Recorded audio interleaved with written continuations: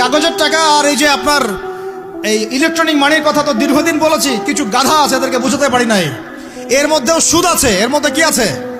আর আমি কখনোই বলি নাই যে কাগজের টাকাটা হারাম।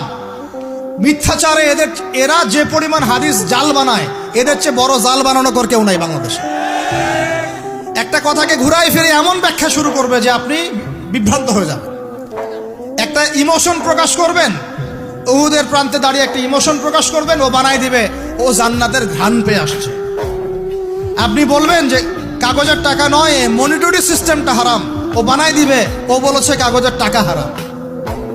আপনি বলবেন যে আপনার যদি গান শুনতেই হয় তাহলে একা একা শোনেন, আমাকে শোনাচ্ছেন কেন?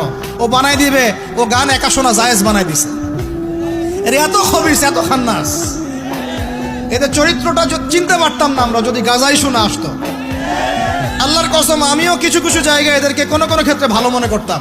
আল্লাহর কসম, গাজাই শোনা আসলে আমি বুঝতে পারতাম না এদের ভিতরে কত মুনাফিকি আছে।